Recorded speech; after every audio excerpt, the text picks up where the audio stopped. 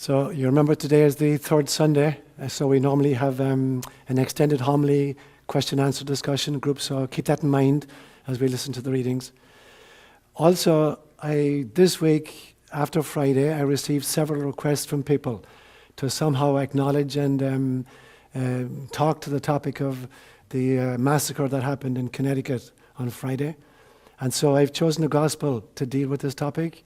It's a gospel that's normally read on the 28th of December, and it's the feast of, it's called the massacre of the innocents. It's the story of Herod. So I've chosen to use this gospel today because I want to address this topic. The Lord be with you. A reading from the Holy Gospel according to Matthew.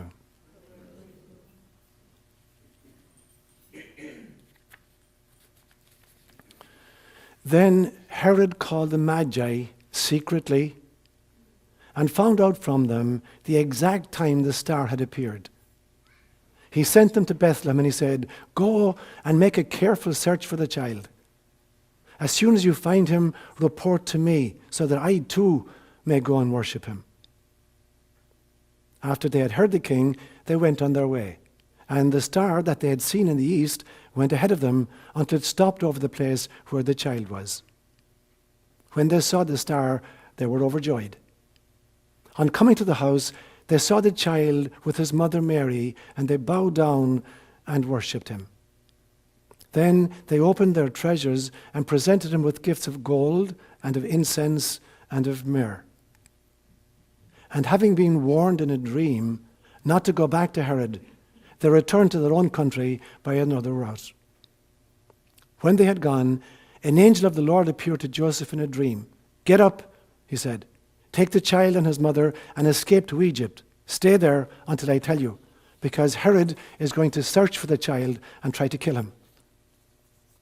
So they got up, he took the child and his mother during the night and left for Egypt, where they stayed until the death of Herod. And so was fulfilled what the Lord had said through the prophet, "Out of Egypt I called my son." When Herod realized that he'd been outwitted by the Magi, he was furious. And he gave orders to kill all the boys in Bethlehem and its vicinity who were 2 years old and under, in accordance with the time he had learned from the Magi. Then what was said through the prophet Jeremiah was fulfilled. "A voice is heard in Ramah, weeping and great mourning. Rachel weeping for her children and refusing to be comforted because there were no more." After Herod died, an angel of the Lord appeared in a dream to Joseph in Egypt and said, "Get up, take the child and his mother, and go back to the land of Israel, for those who are trying to take the child's life are dead." A gospel inspired by God.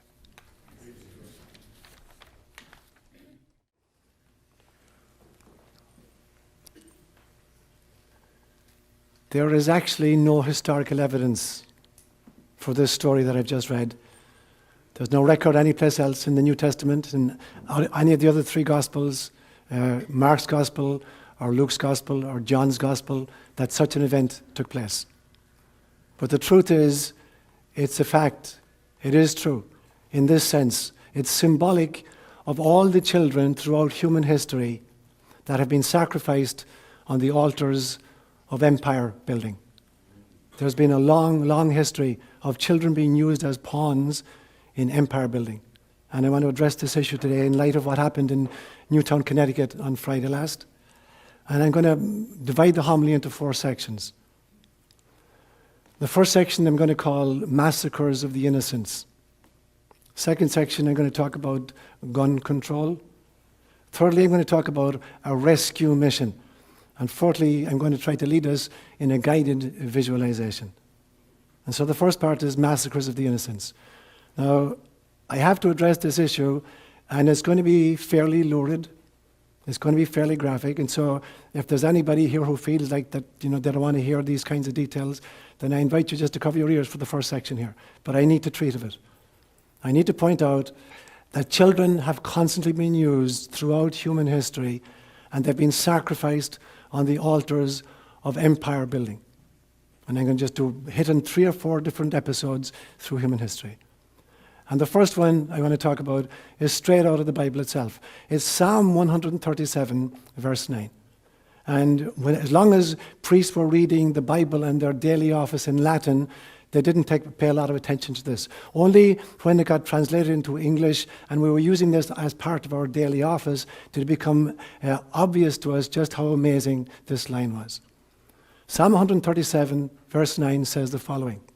It says, "Blessed is the man who shall take your little ones and smash their heads against the rock." And the historical context is this. The last 2 tribes of Israel were taken into exile in the year 589 BC by the Babylonians, and they're in exile as captives for 70 years. When the Persians overthrew the Babylonians, the Jews were released to come back into the land of Israel. And this is one of the poems they composed.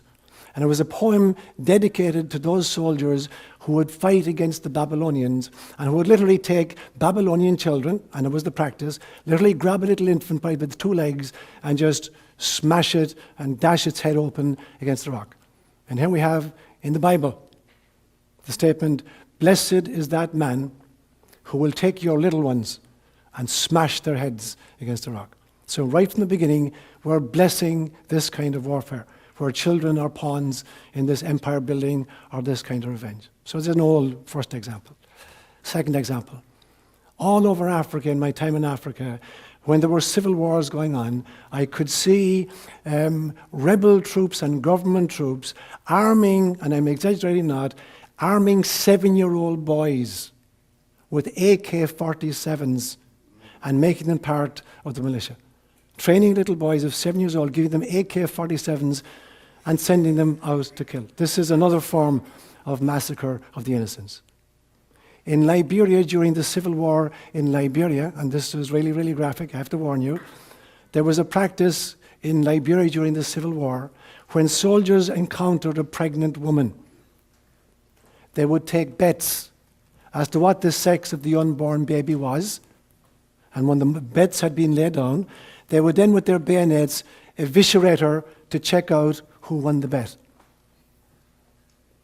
In Serbia, in the Serbian war in Croatia, in our own time, there was a practice similar to this, where when soldiers raided a household in which they found a pregnant woman and her husband, they would eviscerate the woman, rip out the baby, eviscerate the husband, and stuff the baby into the cavity of the eviscerated man. This is how we've treated our kids. In the lead up to the Desert Storm, in the 10 years that preceded Desert Storm in this country, American embargoes on Iraq were responsible directly for the death of 750,000 Iraqi children. And we were aware of that, we were alerted to it by Amnesty International. We continued these embargoes. And when the Secretary of the State at the time, Madeleine Albright, was interviewed on 60 Minutes television, and she was asked, "Is this an acceptable price to pay to defend American interests in Iraq?" Her answer was, "Yes, we think it's an acceptable price." And I don't know if Madeleine Albright was a mother herself or not, I don't know her circumstances. But for anybody, particularly a woman, to claim that the death of 750,000 children was an acceptable price to pay to protect American interests in the Middle East, that is really, really sick.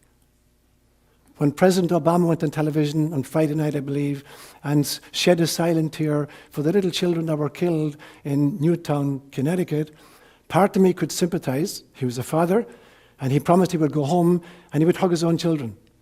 But he continues to commission drones to go halfway across the world to orphan other children and make corpses of some. There's a lot of hypocrisy here. The children of the world continue to be sacrificed on the altars of empire building. And then we wonder why some crazy kid with a gun is going to go out and knock out 20 more of them. So that's my first point. The massacre of the innocents is an ancient tradition, well honored in our own time and by our own leaders. Second point I might want to make is gun control. We spend, as does the free world in many different places, we spend billions of dollars a year, literally billions of dollars a year in this country, funding organizations like the CIA and the FBI and the NSA and the DIA, as they do in other places, whose very existence is predicated on secrecy and lying and surveillance of American citizens, toppling democratically elected regimes in other parts of the world, initiating civil wars and funding both sides of the civil, arming both sides of the civil war. We have a military of over 2 million members right now who are trained on our behalf, allegedly on our behalf, to go into other parts of the world, to lie, to steal, and to kill. And then they come back here after 2 or 3 or 4 or 5, tours of duty, and we expect them to be law-abiding, virtuous, loving citizens. And we wonder why these kinds of horrible things happen with such frequency in America. They're not happening elsewhere to the same extent, anything like the same extent. What is wrong? Do we need gun control? We certainly do. But not the kind of gun control which is about taking guns from individuals. That too. But much more importantly, there needs to be gun control between nations and on a national level. What we need to be controlling are the production of and the deployment of weapons of mass destruction. What we need to be controlling is the production of and the deployment of biological weapons. What we need to be controlling is our greed more than our particular individual weapons. There is need for that. But it is ludicrous to believe that we can continue to spend billions of dollars a year in these black ops, in the murder of other people's children, and then expect that people in our own country are going to be loving, law-abiding, compassionate individuals. We do need gun control. But the gun control has to start at the top. It has to stop with those weapons that are taking out millions of people at a time. And then it will trickle down into the consciousness and the culture of the rest of us that it is not okay to resolve disputes or to settle scores through the muzzle of a gun. Third point I want to make is this. I call it a rescue mission. For those of you who attend our children's masses once a month, we have a practice. Once the little children have received communion up here, and while we're giving communion to the adults, we have a practice where I say to the little children, I want you now to go and meditate. And I want you to go to some part of the world in which you're going to find either a sick or a distressed animal or human being, and I want you to minister to them. And when we're finished communion with the adults, we'll go back, and I want you to tell us what happened. And for those of you who've attended, you've heard the children talk. They talk about, finding a sick animal, with wounded and bringing it home and feeding it and dressing its wound, or finding a child who's hungry and feeding it. And so the kids know exactly what this is about. Now, I would like to invite us into that kind of an exercise today. That would be the fourth part of the homily today. So I believe very strongly that one of the things the Catholic Church got very right was its doctrine of the communion of saints. And the communion of saints is a belief system within Roman Catholicism that there are 3 groups of beings in our universe. Now, they give them very strange names. The names I don't agree with.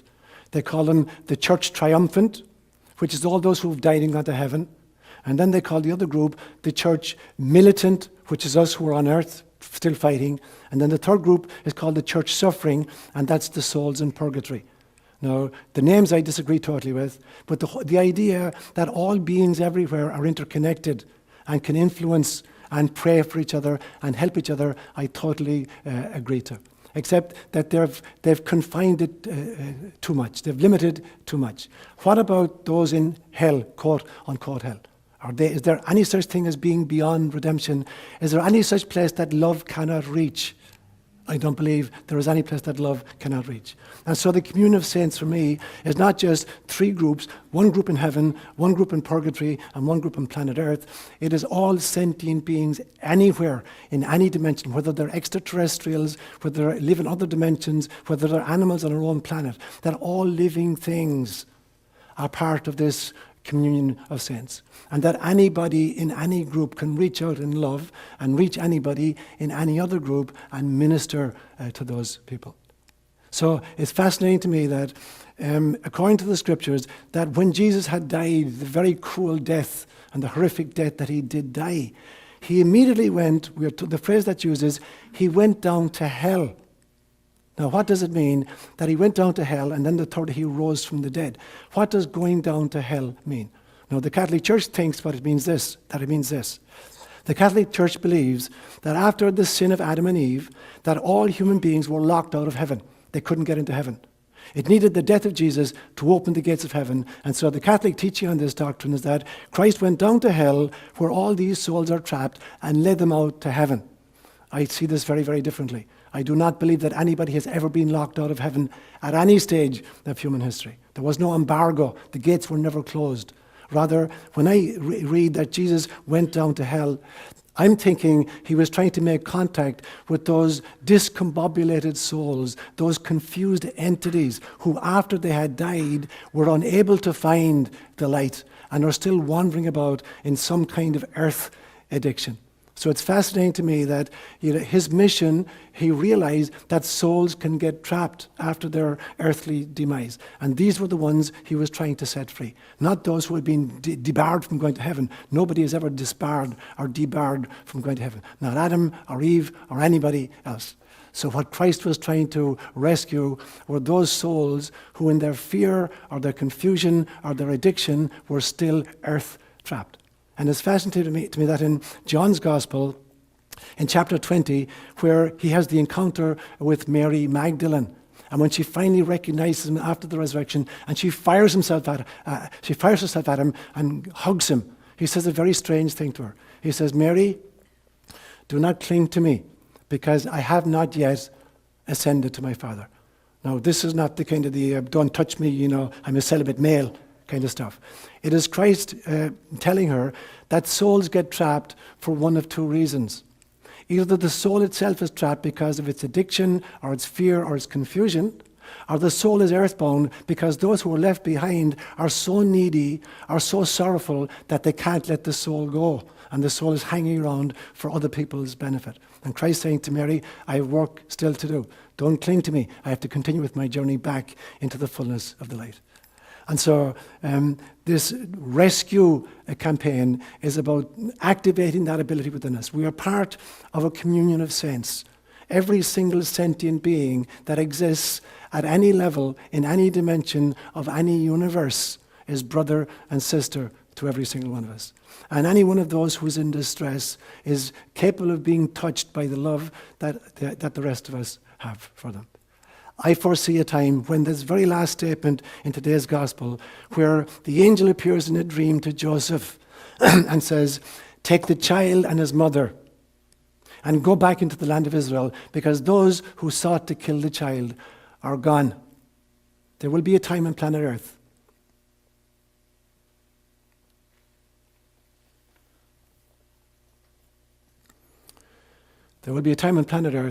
in the not too distant future, God willing, when an angel will be sent to planet Earth to tell all the fathers on planet Earth, take the child and the mother and go back home, because those who tried to kill the children are gone. There will be a time in our planet, in the not too distant future, God willing, when it will be safe to be a child on planet Earth, where there will be no more drones, there will be no more assassinations, there will be no more killings, there will be no more wars, there will be no more foreign armies eviscerating and disemboweling pregnant women. There will be a time when it will be safe for the fathers of the world to take their wives and take their children and go back home, because those who sought to kill the children will be gone. And the fourth point I want to make is this. I want to invite us this morning, rather than just praying for those little children and the adults who got killed on Friday last, I want us to go on a rescue mission. You've heard me say many, many times that when we step outside our physical identity, we step outside of time. Time is meaningless. So it is possible for us at this stage to meaningfully intervene in this situation that happened last Friday. And I'm going to attempt to do it with the entire group in the form of guided visualization. I want us, through a hypnotic kind of trance, to step aboard our astral bodies. Every one of us exists at many, many, many different levels.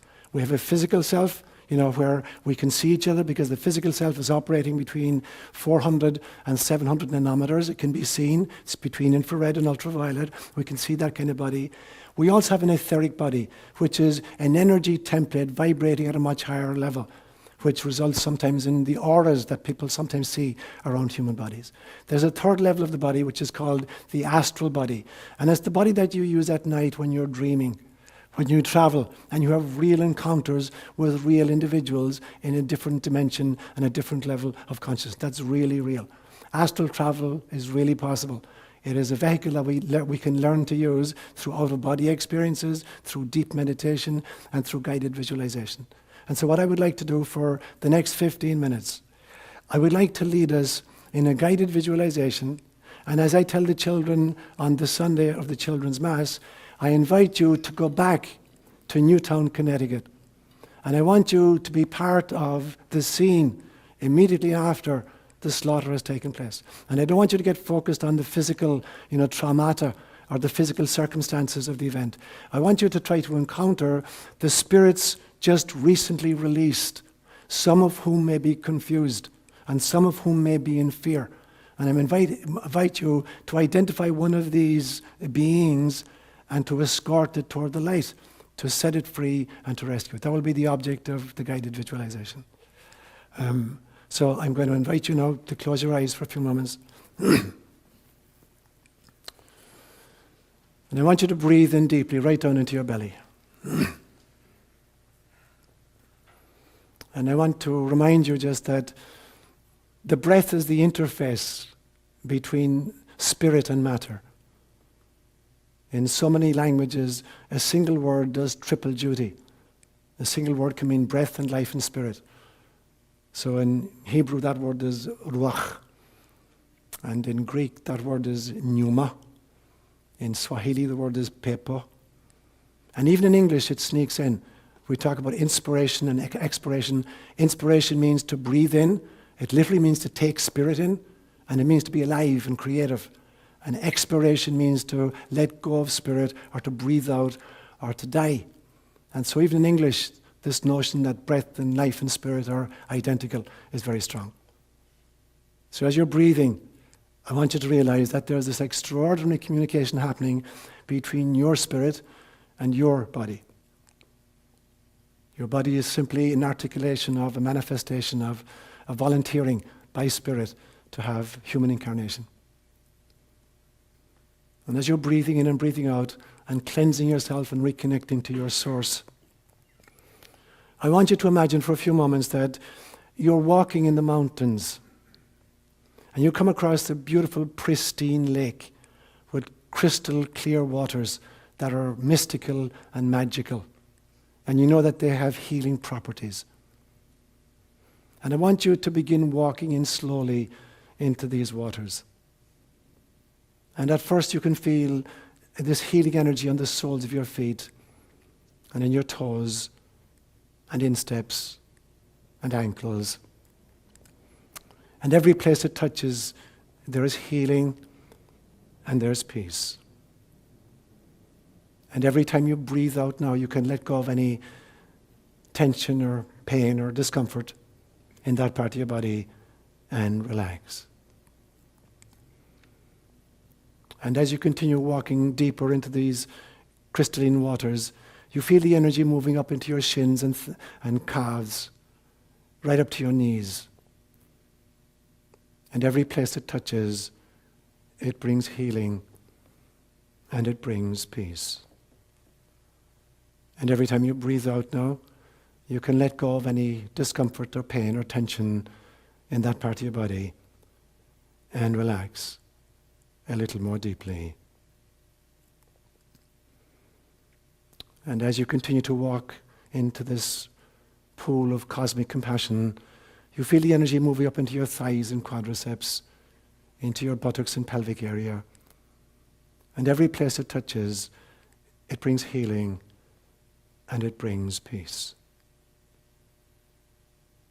And every time you breathe out now, you can let go of any discomfort or tension or pain in that part of your body and relax even more deeply. And as you continue to walk into these mystical waters, you feel the energy move up into your stomach and chest and rib cage and up along your spinal column, touching all of the internal parts, your heart and lungs and liver and kidneys. And every place it touches, it brings healing and it brings peace. And every time you breathe out now, you can let go of any anxiety or tension or worry in that part of your body and relax even more deeply. And now you become aware of your hands trailing in these magical waters, and you feel the energy in your fingers and palms, in your wrists and forearms, in your elbows and biceps and triceps, right up to your shoulders. And every place it touches, it brings healing and it brings peace. And every time you breathe out now, you can let go of any tension or discomfort in that part of your body and relax even more deeply.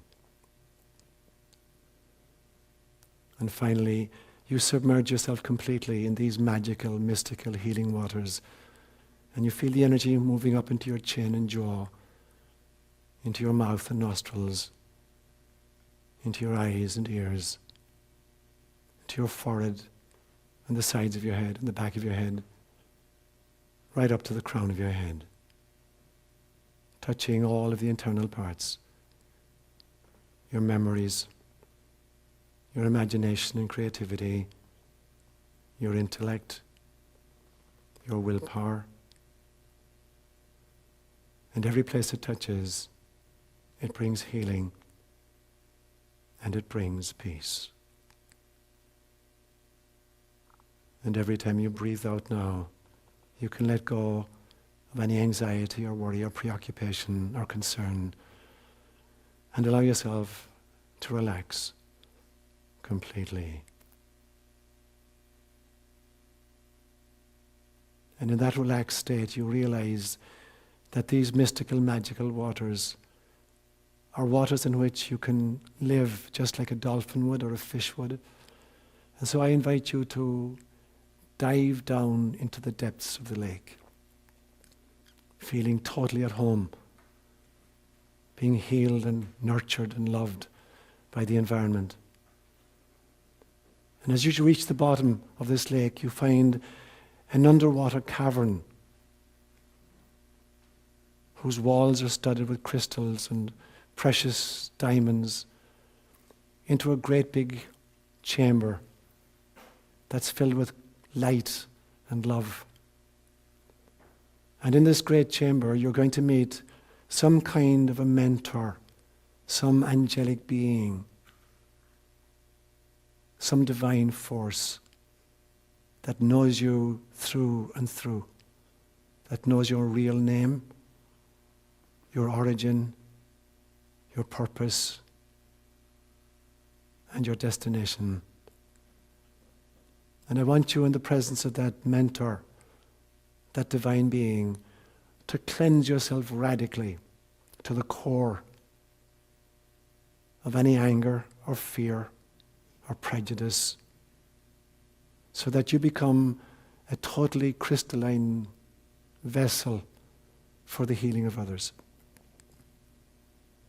So I want you to interact with this being and to shed anything which is keeping you misaligned, any historical event, any relationship, until you are finally clear and pure and channeling. And when you're ready and feel that you're totally in alignment, I invite you now, because you're outside of time, to go back to Newtown, Connecticut, to that Sandy Hook Elementary School on the morning of the event. And I want you not to focus on the details of the physical situation, not so much on the physical bodies of these little children or the adults. I want you to encounter the souls, the spirits, the astral bodies that have been recently released. And I invite each one of you to find some one being, some one soul, some one astral body that appears to you to be confused or fearful or angry. And I want you to escort that being into the light, to wake it up to the realization that what just ended was a dream, and that the reality has begun, a reality of the eternal light-filled love from Source. So for the next 5 minutes, I'm going to remain completely silent, and I want you to interact with that being, to soothe it, comfort it, hug it, and escort it to the light.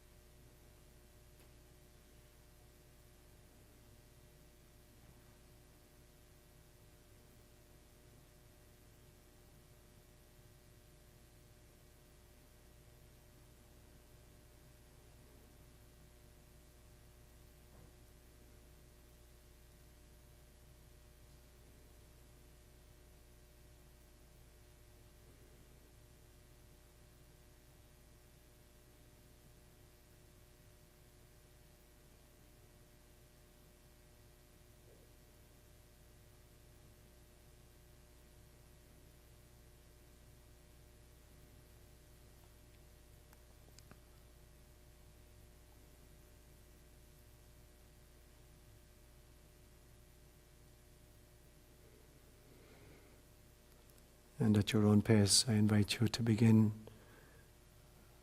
bringing your attention back into this time and into this church. And when it feels good to you, just open your eyes.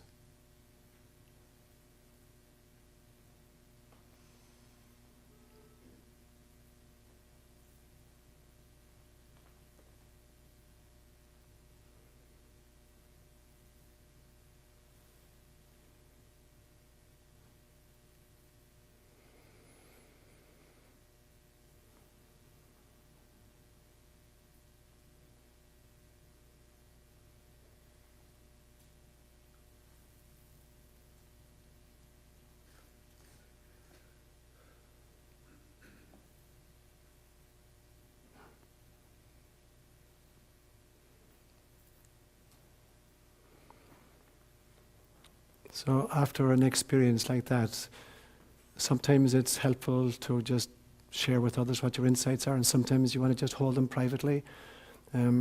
So rather than getting into a kind of intellectual discussion about the topic, if we want to go there, we can go there.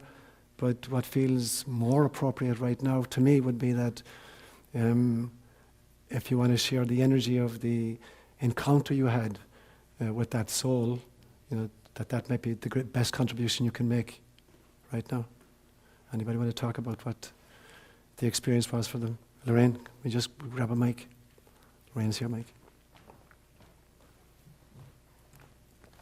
What I feel and what I felt during it was usually when I pray and have those kind of experiences in the past, the energy of the departed spirit has been radiating upward.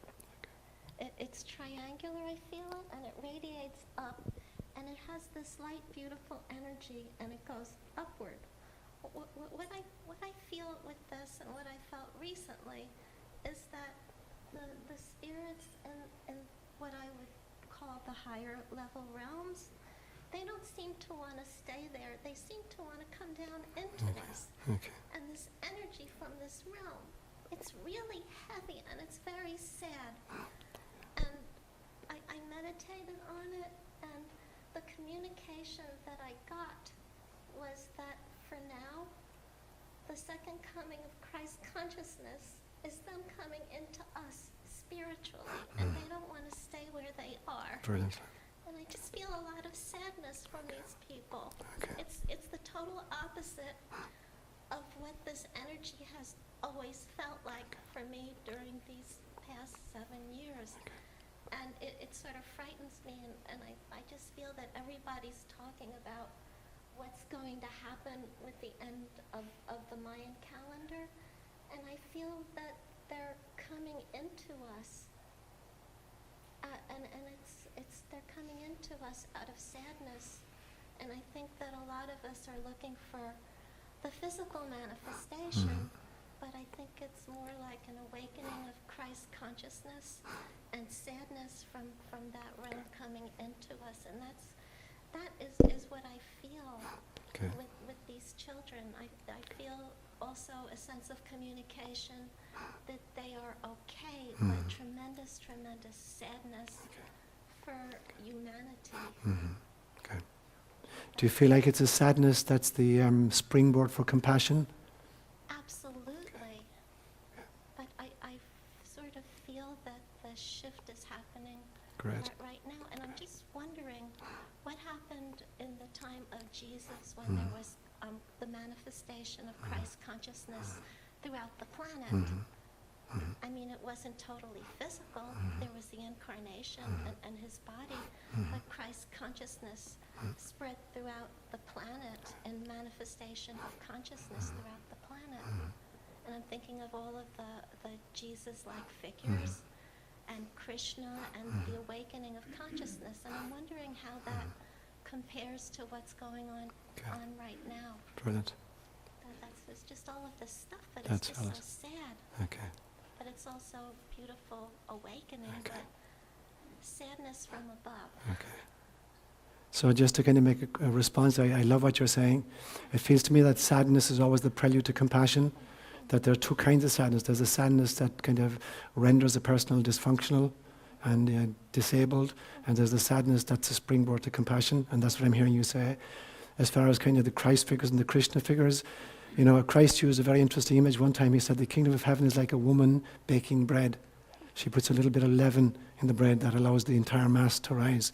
So the Christ figures, the avatars like the Jesus and the Krishnas, have been the leaven in the bread of the loaf of bread of human evolution. You know, they came and they're doing their work, but it's not that you just put leaven in a bread and all of a sudden you got a loaf. You know, it takes time to work its way through the dough, and that the energies of the Christ and the Krishna figures have been working their way through human evolution, and the time is coming when it's going to bear fruition at a global level rather than just in a regional way. Yeah. Anybody wants to make a comment? Mary Kate?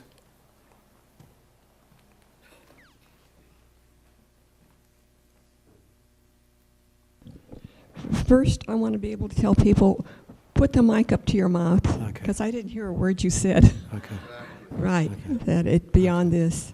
Okay, and the second thing is, I have a friend that was doing that, taking people to the light. So it was a real good. And the third is, I'm reading Tattoos on the Heart by Father Greg Braden, and he's talking about the ones that are innocently killed, which are these young kids in these gangs and such. Okay. Thanks, Mary Kate. Thank you. Okay. Thank you. Carol, Carol and then George. What the spirit I encountered. So get it right up to your mouth, Carol. Yeah.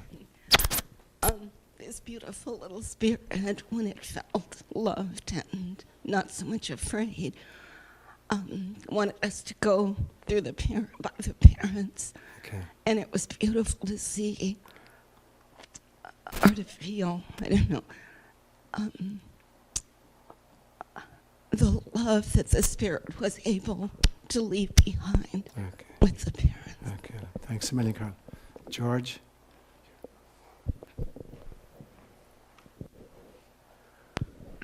When you told us to let go of ours, I was having a hard time with that. But then when you said go help a child, it all went away. And I found myself glowing and went to this child, and this child was scared and didn't know what was going to happen. And I assured him that, him or her, but I think it was a him, that the light was a beautiful place, and this is where you belonged right now. And I led this child to these doors, and this light opened. And I started to walk in with him, and I stopped and I turned around, and this poor soul who had done this horrific act was there, and nobody was paying attention to him.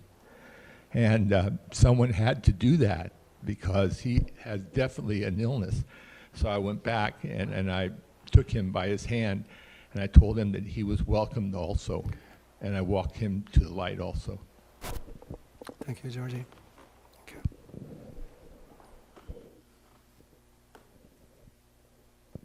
Susan?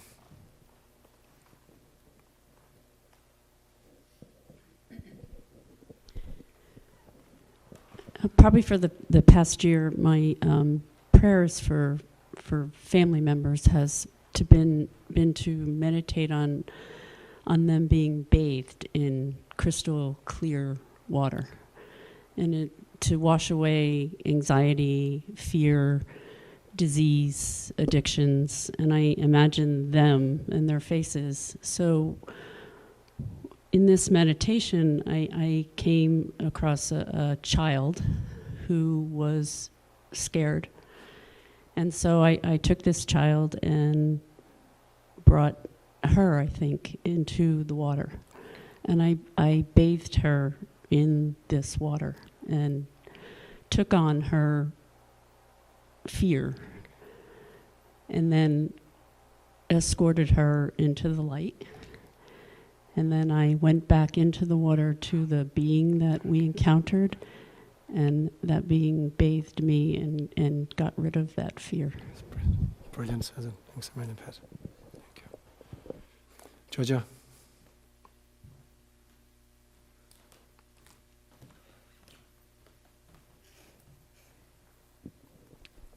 I saw in the news the names of the children and the adults who had been murdered. And one name this morning stayed in my head, a little girl named Madeline. I thought it was such a big name for such a small child. So not even knowing who Madeline is, she was the one I thought of this morning. And for some reason, I was also thinking of Adam, who killed her. So when we were going to the light, it was Adam and Madeline together. And as we approached the light, Madeline was immediately taken into the light. And she was asked if she wanted to pull Adam into the light. And she did. Thanks, Joe. Marriage.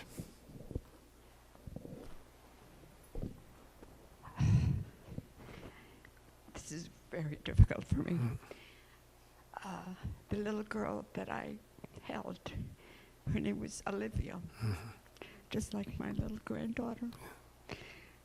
And when this was all happening, Friday, I was making cookies, and the cookies that you have to do with your hands, roll them and all that.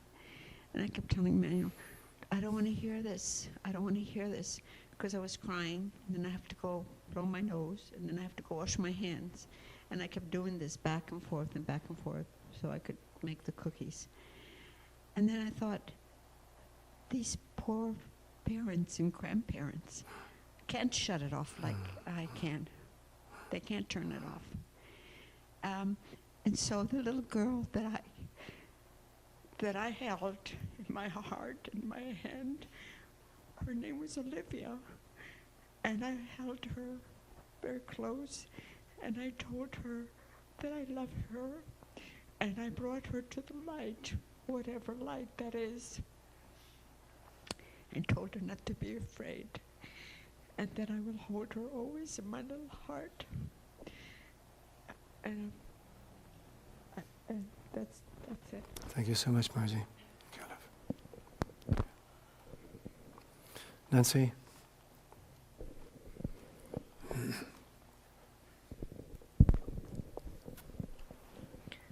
Thank you. Well, first, when you mentioned something, I don't remember the words you used, but about a guide, and so a guide appeared, quite an ancient woman, and then she did the blessing process, and then when I went there was this beautiful little boy, but he looked so confused, and so I held him, and he still looked confused, and I remember his eyes so vividly, and so I started singing to him, and he just relaxed, and I told him where we were going and what was happening, and he was just, that way I could really keep his focus by singing, and so I sang the whole way. Anyway, so thank you. Thanks a million, Nancy. Thank you, love.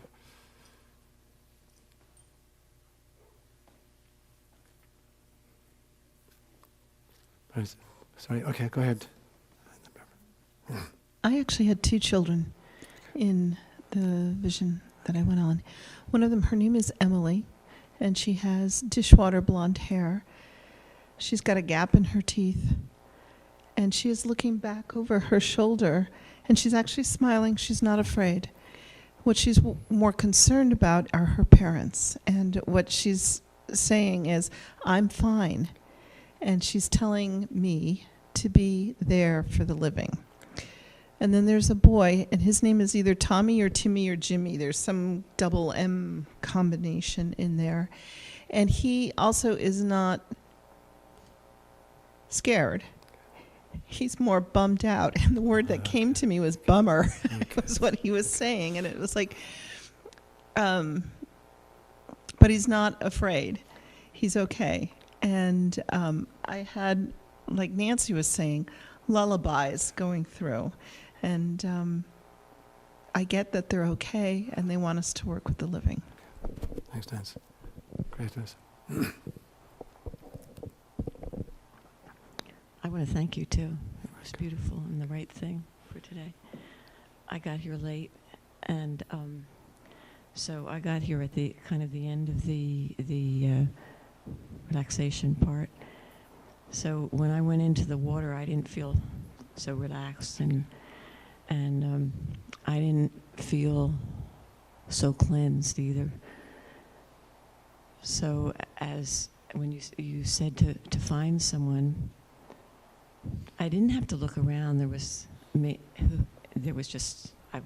there was someone, or maybe it was even me, and I didn't feel like I could give the amount of love and the amount of light that maybe someone else could give, who'd maybe been through the experience or was more developed than I was. So I just gave what I could, and then I thought to myself, maybe I'm not the right one to be helping one of these children, because maybe somebody else could be helping them and who was more full of love than I was. And then I thought of some of the other people that were around. So I gave what I could, and that's all. Johanna?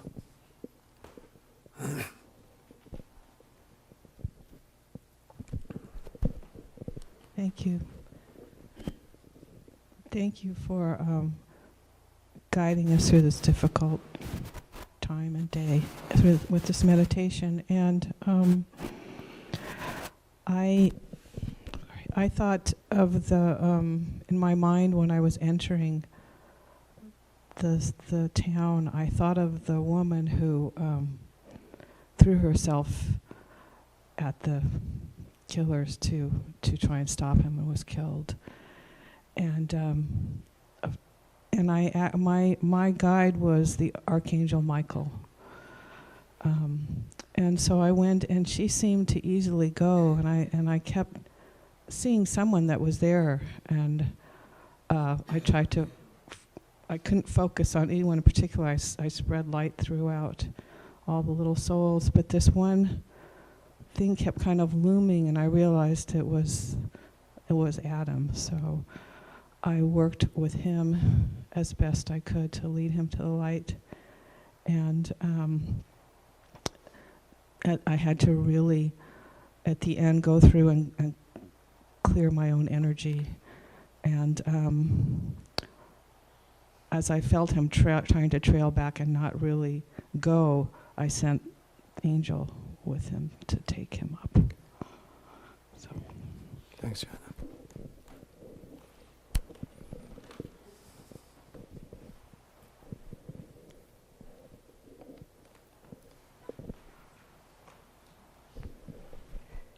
I saw the little children in a group, and they seemed so radiating love, and I knew they were okay, and I told them how important each one of them was, and that the love they had would stay with their parents. And then I thought of the mother of the killer, of that young man who was so full of despair and anger and hate, and I thought, who was there to pray for her? She must, her pain must be so incredible. And I tried to console her, and I couldn't. Thank you, Helen. That's when I took over. Okay. I was called to hold space at the school, and felt her anguish. And I went to her, and I know that we all thought of our children when this tragedy occurred. And she felt the same thing that I feel about my children. So I consoled her, and we went together, took her to the door.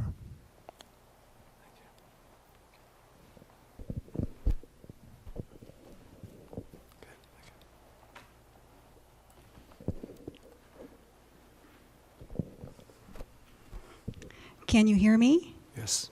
Good. At one point, I had studied with Tibetan monks, and they often do something similar to what Sean has just led you through. And it's referred to as the bardo. And a monk will stay with a dying person, and after the person has died, for several days, and walk the spirit through these different intervals to help that spirit get free and liberated from this realm. What I felt with some of these children is that they still are clinging to their mommy and their daddies. And it's very hard for them to understand that they need to let go because there isn't something that they find familiar to them. The only thing that I can think and vibrate towards them is that there is a father that is like a grandfather to them, that is the father of their parents, is really their grandfather, and that if they can go into the light, that they will be able to be comforted and reunite with their family again. Okay. Thanks a million. Great.